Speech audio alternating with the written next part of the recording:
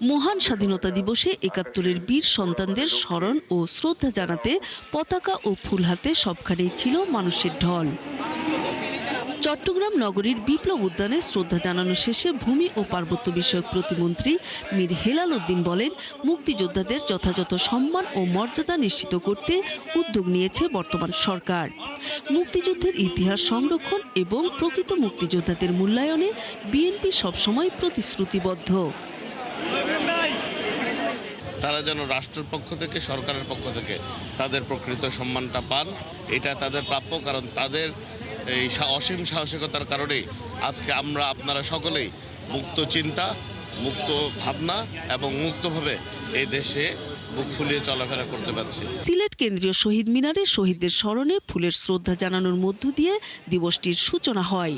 পরে অনুষ্ঠিত হয় আলোচনা সভা ও সাংস্কৃতিক অনুষ্ঠান।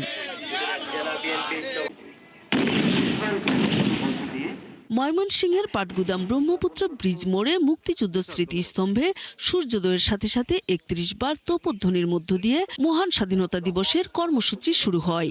এ সময় বক্তারা বলেন, মুক্তিযোদ্ধাদের মূল্যায়নের প্রশ্নে কোনো আপোষ করা হবে না। রংপুর মহানগরীর সুরভি উদ্যানে শহীদ মুক্তিযোদ্ধা স্মৃতিস্তম্ভে জানানো হয় ফুলের শ্রদ্ধা। সূর্যোদয়ের সাথে সাথে কর্মসূচি শুরু করেন বিভাগীয় কমিশনার। রাজশাহীতে মুক্তিযুদ্ধ স্মৃতিস্তম্ভে জাতীয় পতাকা উত্তোলনের পরপরই স্বাধীনতা দিবসের কুচকাওয়াজ শুরু হয়। পরে সেখানে সাংস্কৃতিক অনুষ্ঠান ও ডিসপ্লে অনুষ্ঠিত হয়। শহীদদের প্রতি অটোমেটিক্যালি শ্রদ্ধা চলে আসে, কারণ তারা যদি না থাকতো আমাদের দেশটাও স্বাধীন হতো না, আর এই সুন্দর সুজলা সুফলা দেশে আমাদের থাকা হতো না। দেশকে ভালোবাসা, দেশকে সুন্দর সঠিকভাবে গড়ে তোলা এবং যাদের রক্তের বিনিময়ে আমরা এই দেশ পেয়েছি তাদের রক্তের ঋণ পরিশোধ করা। ব্রাহ্মণবাড়িয়ায় দিবসটি উপলক্ষে শহরের নিয়াজ মোহাম্মদ স্টেডিয়ামে কুচকাওয়াজ এবং বীর মুক্তিযোদ্ধাদের সংবর্ধনা সহ নানা কর্মসূচির আয়োজন করা হয়।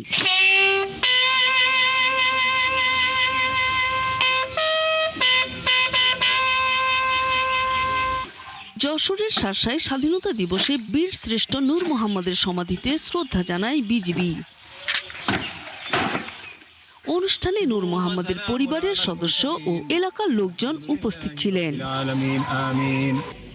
খাগড়াছড়িতেও সূর্যোদয়ের সাথে সাথে চেঙ্গি স্কোয়ার স্মৃতিসৌধে ফুলের শ্রদ্ধা জানানোর মধ্য দিয়ে বীর শহীদদের প্রতি শ্রদ্ধা জানানো হয়।